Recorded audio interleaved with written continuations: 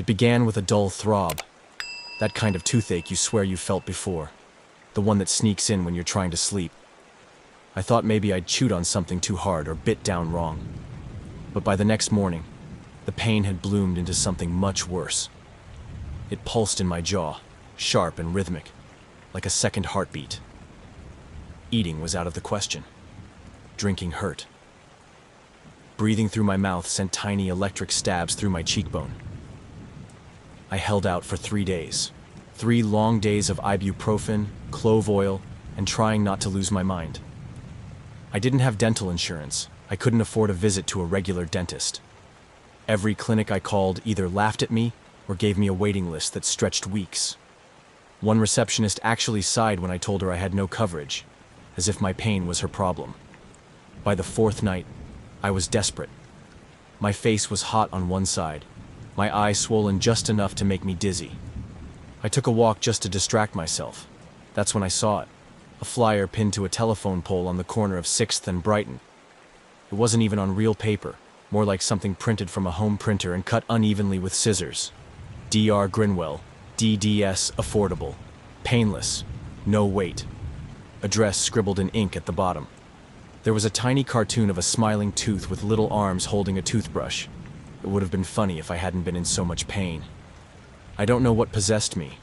Maybe it was the lack of sleep, or the fever buzzing in my skull. Maybe it was the word painless. But I took a photo of the flyer and followed the address. It led me to the industrial edge of town, past where the buses stopped running, into a row of crumbling brick buildings that probably hadn't seen a tenant since the 80s. At first, I thought I had the wrong place. The building looked abandoned. Boarded up windows, no cars in the lot, just a flickering neon tooth sign and one dusty window that buzzed faintly in the dark. Dr. Grinwell I should have left. Instead, I pushed the door open. The waiting room smelled like bleach and rust, a sour, chemical blend that clung to the back of my throat. The carpet was frayed, the magazines old enough to still have ads for dial-up internet. The overhead light flickered. There was a receptionist behind a cloudy plastic window, but she didn't look up. She didn't even seem to blink. I approached the desk and cleared my throat. I saw your flyer. Walk-in, right? She slid a clipboard toward me without a word. No greeting, no questions. Just a form that asked for my name and date of birth. No insurance section, no emergency contact.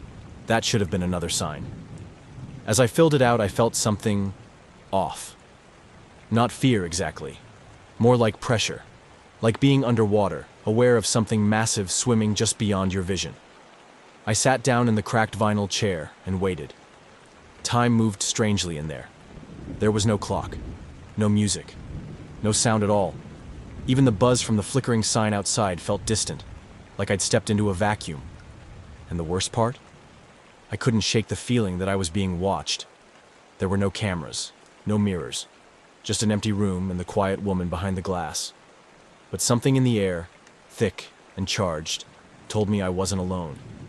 I tried to talk myself down, told myself pain makes people paranoid, that weird offices and weirder dentists are just part of life when you're broke, that I'd walk out with a numb mouth and a lighter wallet, and that would be that. But I was wrong. That was the last normal moment I had, because a minute later, the door to the back creaked open, and Dr. Grinwell finally came out. And from that moment on, I stopped being a patient, and started becoming something else. The door creaked open with a slow, sticky groan, like it hadn't moved in years. And there he was, Dr. Grinwell. I expected an old man, maybe one of those grumpy back-alley dentists who chain-smoke between appointments. But what stepped into the waiting room wasn't anything close to that. He was tall, taller than I thought anyone in the medical field should be, and dressed in an old-fashioned white coat that looked yellowed with age and bleach. His face was completely hidden. Not just a mask, no. He wore one of those oversized surgical respirators, the kind that covers half the head, along with heavy rubber goggles and a headlamp that flared too bright against the dim lighting. I couldn't see a single inch of his skin. He didn't say a word. He simply raised one gloved hand and gestured, slowly, for me to follow. There was something in his movements, measured, careful. Like he was trying to copy what a human dentist might do but hadn't quite learned how. I hesitated, for just a moment. But the pain in my jaw flared again, searing, hot, and sharp, and I told myself to stop being a child. Maybe the guy was just eccentric. Maybe he was mute. Maybe this was one of those weird underground clinics that doesn't do much talking, just gets the job done and doesn't ask questions. I followed him down the hallway. The treatment room was colder than I expected. Freezing, actually. I could see my breath the second I walked in. The lights buzzed dimly from overhead, casting everything in a jaundiced hue, like an old photograph left in the sun too long. The equipment, if you could even call it that, looked ancient. Cracked vinyl chairs, rust-streaked trays, tools that seemed dulled from overuse. Some of them were still stained. Not red, though. Something darker. Dr. Grinwell gestured for me to sit. I hesitated again, but the throbbing in my tooth had grown so unbearable, so all-consuming, I would have let a bear paw at my gums if it meant relief. So I sat. He wheeled over a tray. Didn't speak. Didn't offer an explanation. Just clicked on the lamp above my face, the bright circle of light burning my retinas until I had no choice but to close my eyes. Then I heard it. The clatter of metal against metal. Tools being selected. And still, no anesthesia. No numbing swab. No warning. I was about to speak up when I felt a cold pressure on my gum. Then another. His fingers were ice. They moved slowly, clinically, pressing into my cheek and stretching it open with just enough force to make me feel helpless. I opened my eyes. He was inches from my face now. Those thick rubber goggles reflected the light in a way that made it impossible to see inside. All I saw was myself, splayed open, defenseless, dumb with pain. Then, the drill. It started with a high whine, a pitch so sharp I felt it in my spine. I braced myself, expecting the surge of pain, the burning scream of nerve and bone. But instead, nothing. Nothing at all. No pain. No pressure. Just stillness. I didn't feel the needle, because there was no needle. He never gave me anything. No injection. No topical numbing gel. But the moment the drill touched my tooth, the pain that had kept me up for days, vanished. Just gone. Like it had never been there. It didn't make sense. That wasn't how teeth worked. That wasn't how nerves worked. I should have felt something, even if it wasn't pain. I should have felt something. But I didn't. And it wasn't just numbness. It felt like the nerve had been removed. Like whatever part of me that registered pain was no longer connected. I gripped the armrests tightly, my palms sweating despite the chill in the room.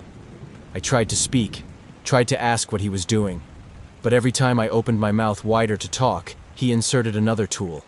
It was like he knew the exact second I wanted to interrupt, and he didn't want that. Then I noticed something worse. He wasn't just working on the tooth. He was doing more. Drilling deeper, shaping something. I caught a glimpse of what looked like metal, reflective, oddly jointed, being pushed into the root. I flinched. He paused. For a moment, just a flicker of hesitation. Then he turned off the drill, stood up, and walked away. No words. No warning. He disappeared into the back without even so much as a glance.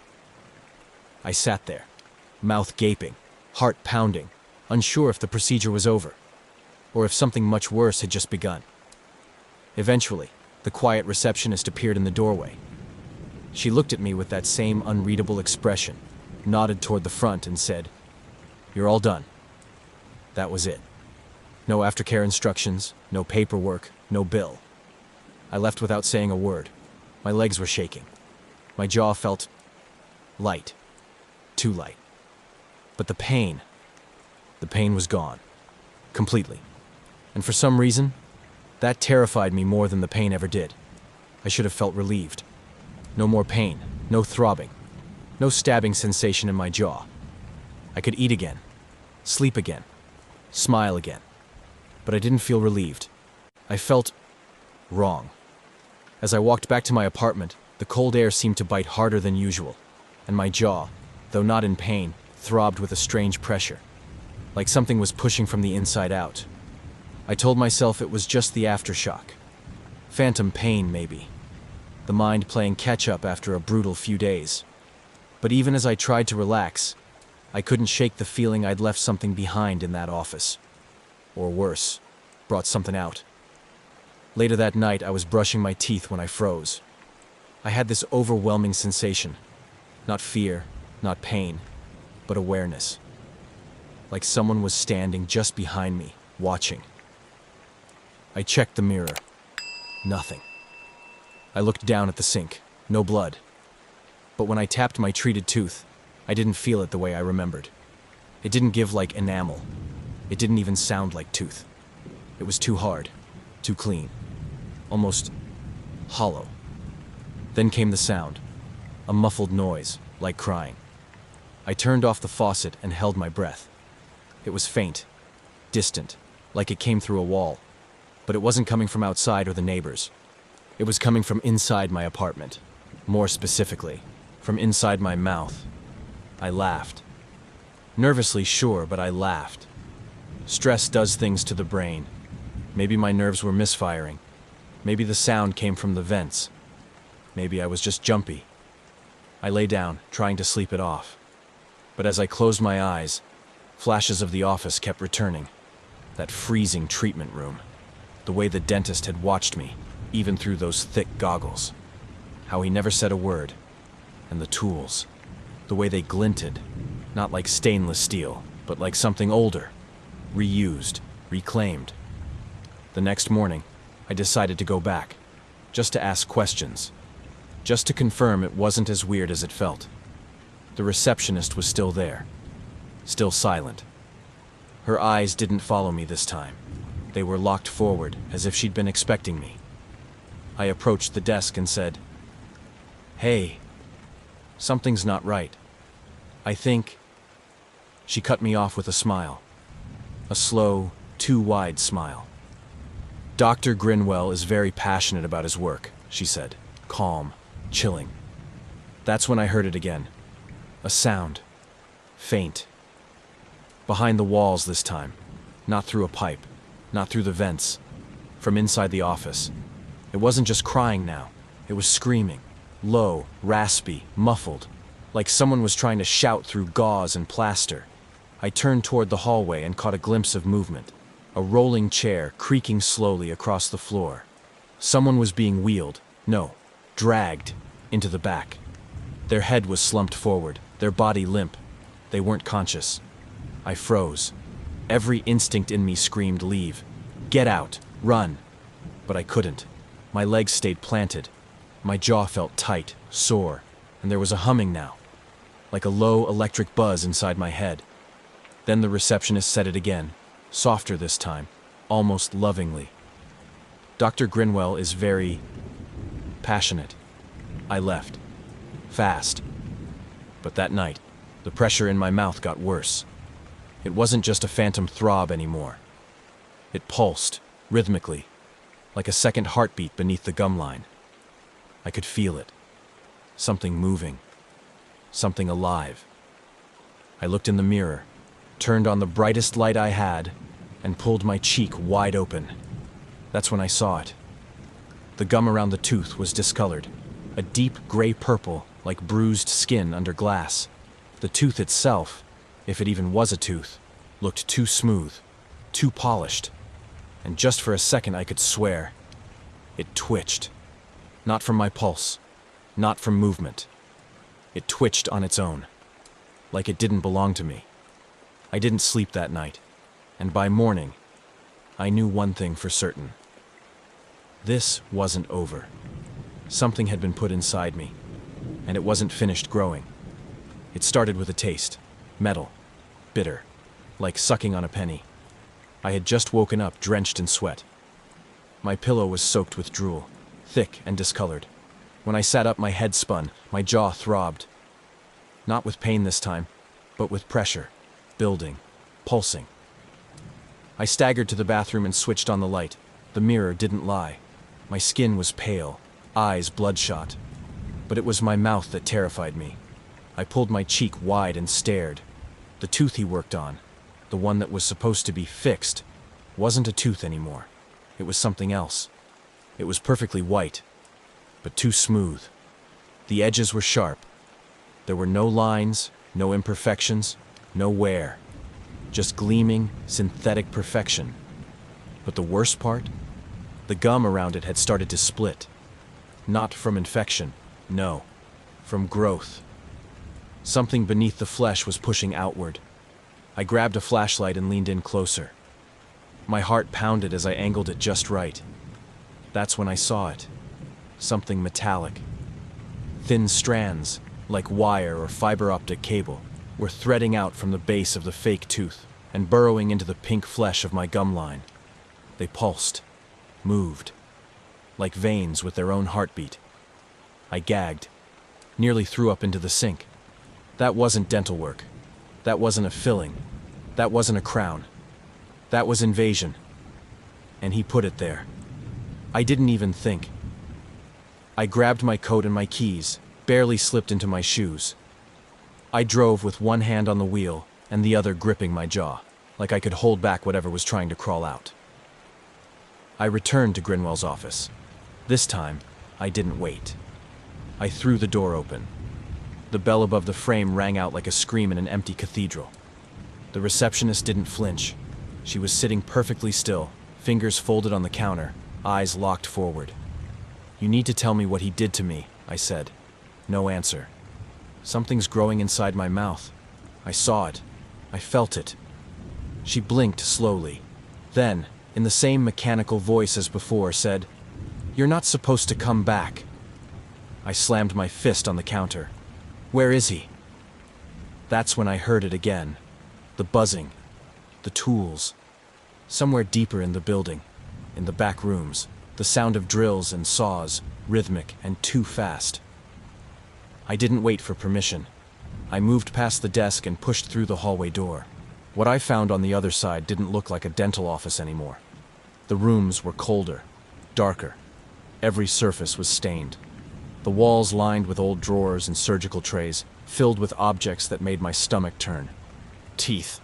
Dozens, maybe hundreds, of human teeth. Sorted in metal tins, some perfectly white, some brown and chipped, some still wet. One tray held nothing but molars, another, incisors. Some of them still had thread-like roots attached. And in the farthest corner of the room, illuminated by a single flickering bulb, was a chair. Not a dentist's chair. A restraint chair. A man sat slumped in it, barely conscious, his head lolled to the side. His mouth was forced open by mechanical clamps. His face was smeared with blood and something darker. Something oily. Tools buzzed on a tray beside him, working on autopilot. A small drill spun endlessly, despite having no human hand to guide it. "Hey!" I shouted. "Hey, are you okay?" No answer. He blinked, slowly. One eye was swollen shut. The other rolled back in his head. And just behind him, another door. One that was slightly ajar. Inside, I could hear the soft hum of machinery. The click of metal against glass. And something else. A voice. Muffled. Garbled. Almost like someone whispering underwater. I didn't go in. I couldn't. Because just then, something moved in the hallway behind me. I spun around, but no one was there. And yet, the lights had flickered off. One by one. I backed toward the door, heart pounding in my throat. I grabbed one of the trays without thinking, not to steal, not even to destroy. Just something about the teeth made me feel like they might explain something later. That's when I saw the labels. Each tooth had a number, a date, and a name. Not patient names. Project codes. Ian 1031, Ian 1044, Ian 1056. All under one heading, Project Enamel, Phase 3, Active Hosts. I stumbled out of the office, shaking. He didn't fix my tooth. He replaced it. And I think I'm next in line. I don't remember being caught. One moment, I was backing away from the tray of teeth. from the room with the half-conscious man, from the nightmare that had no business existing in a place that called itself a clinic. The next, the world went sideways. Something struck the back of my head, blunt, hard. I saw nothing, heard nothing, just the split-second jolt of pain and the crashing darkness that followed. No struggle, no chance to scream. When I woke up, I wasn't in the office anymore. I was in the basement. It was cold, colder than I thought possible. Not the kind of cold that makes you shiver, the kind that invades, like the air itself was full of needles. I was strapped to a chair, my wrists bound in leather cuffs, my head tilted back, mouth slightly forced open by metal clasps. My jaw ached, but not from injury, from being prepared. There were no white walls here, no dental posters, no calming pictures of toothbrushes or smiling children, just concrete, stained, cracked, and moist. The only light came from a single bulb swinging overhead, casting long shadows across the room. But even in the dimness, I could see them. Blueprints, tacked and taped across the walls.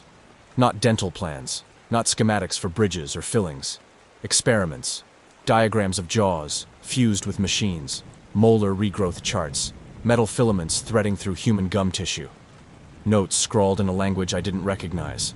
Sketches of mouths with far too many teeth. A crude title was scratched across several of the pages. Project Enamel. Biophases 1 through 5. Then I saw him, Dr. Grinwell. And this time, he wasn't wearing the mask.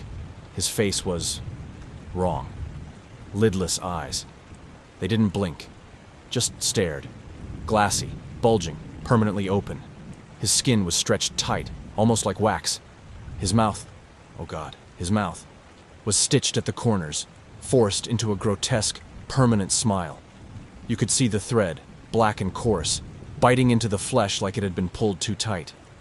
And from that smiling mouth, he moaned.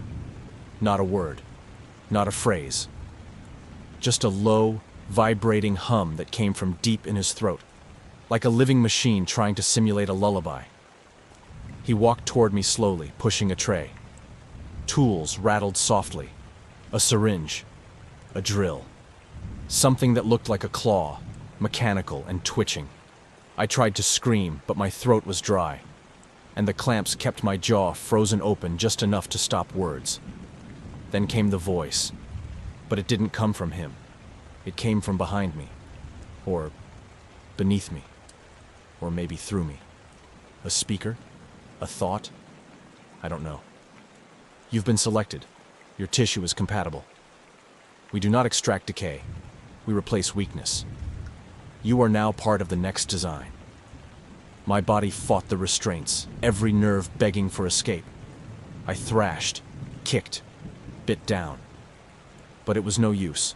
The straps were old but strong, slick with age, built for people like me. Test subjects. Dr. Grinwell approached, raising a small tool, long and thin, like a dentist's mirror but with a needle tip that glowed faintly blue. He inserted it into my jawline. No numbing, no hesitation. I heard it before I felt it. A faint clicking sound, like a latch being unlocked inside my head. Then came the injection. But it wasn't fluid. It was solid. A sliver of something. Not metal, not bone, but something else. Slid beneath my gum. I felt it coil, twist, and latch on.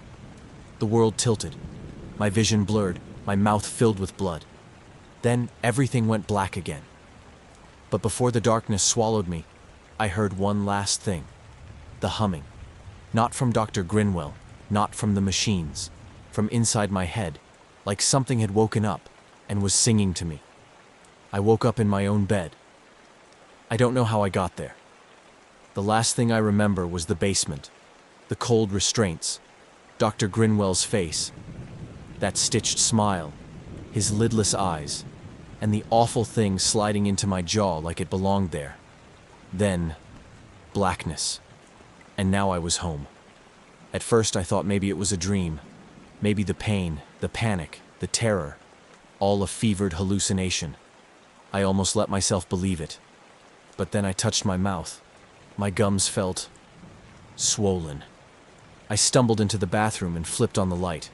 And that's when I saw what I'd become. My jawline was distorted. Not just puffy. Warped. Like something was growing behind the bone. My bottom molars had elongated overnight. Sharpened.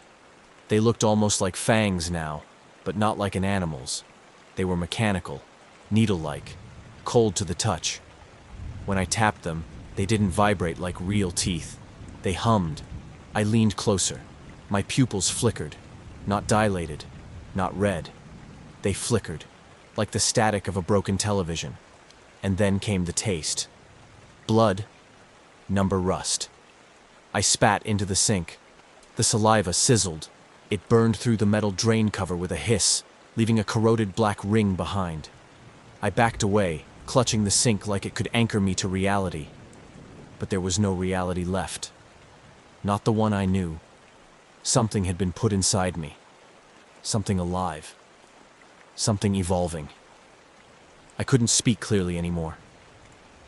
My voice was slurred, thick. Every time I opened my mouth too wide, I felt something shift. Not my tongue, but something behind it. Something coiled and wet and listening. I tried calling someone. Anyone. But when I spoke into the phone, the words came out wrong. Twisted. Like my own mouth didn't recognize the language anymore. Then I began to see them. At the gas station, in the grocery store, on the subway. People. At first glance they looked normal, but their smiles were too wide. Their lips moved like they were chewing nothing. They never spoke, never made eye contact, never blinked long enough. And then, when they caught me watching them, they smiled just a little too much.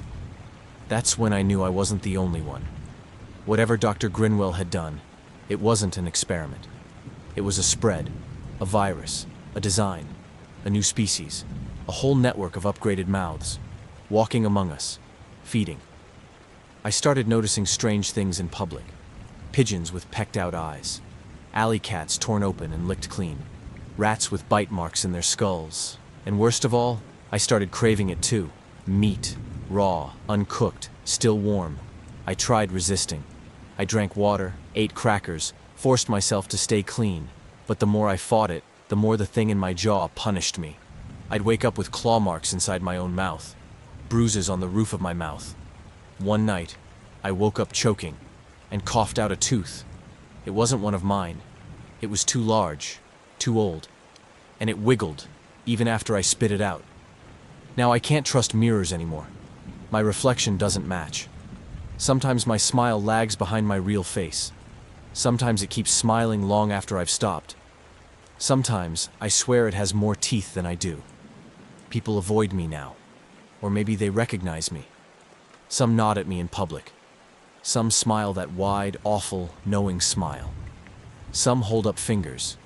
2 taps on the cheek, 1 over the lips. A code. I don't know what it means, but I feel like I will soon. The other night, I passed by a dentist's office. Closed, lights off, normal. But in the back, just before the light shut out completely, I saw a figure standing there. Goggles. Headlamp. Grinning. I don't know how he found me again, or maybe I never left him. Now I can't sleep. My jaw constantly clicks. The bone feels like it's expanding, reshaping itself. Every time I bite down, I hear metal on metal. I've stopped eating normal food. I tried a steak the other night. It tasted like cardboard. But the mouse in my trap, the one I never set, that smelled right. And as I stared at its tiny, twitching body, the thing in my mouth whispered something I shouldn't have understood, but I did. We're everywhere. We don't talk. We feed. We smile.